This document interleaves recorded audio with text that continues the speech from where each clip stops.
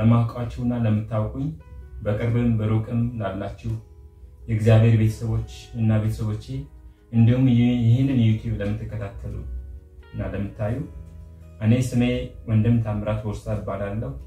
ወደዚህ ፕላትፎርም የገባሁበት ሁለት ምክንያቶች ቢኖሩኝም ትልቁ ምክንያቴ ወንጌልን ለማስተማርና ለመስበክ ነው።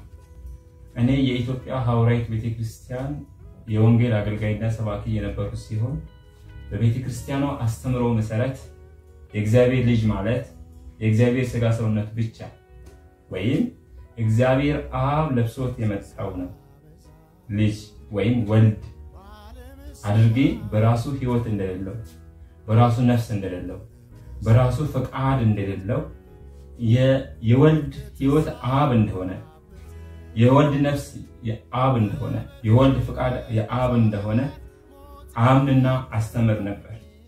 በዚህም ነገር ከእግዚአብሔር ዘንድ ምህረትን እጠይቃለሁ። አሁን ግን ኢየሱስ ክርስቶስ በራሱ ሕይወት እንዳለው በራሱ ፈቃድ እንዳለው በራሱ ነፍስ እንዳለው ወይም በእንግሊዘኛው አባባል ፐርሰን እንደሆነ አምናለሁ። ይሄ ሲሆን ሁለተኛው ምክንያቴ በሮሜ ምዕራፍ 10 ቁጥር 9 ላይ ኢየሱስ ጌታ እንደሆነ በአፍህ ብትመሰክር እግዚአብሔርም ከሙታን እንዳስነሳው በልብህ ብታምን ትድናለህ።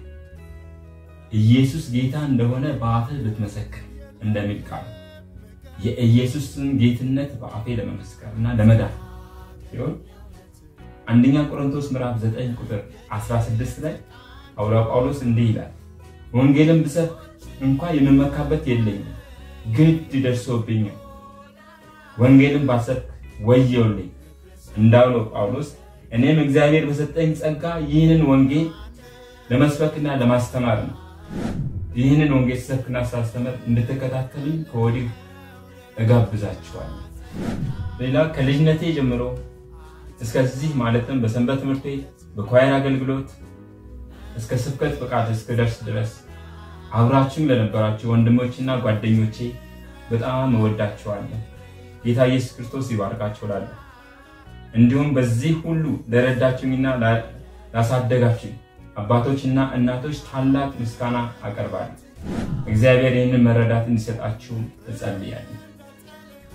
ከእግዚአብሔር ከአባታችን ከጌታም ከኢየሱስ ክርስቶስ ጸጋና ሰላም ለእናንተ ይሁን።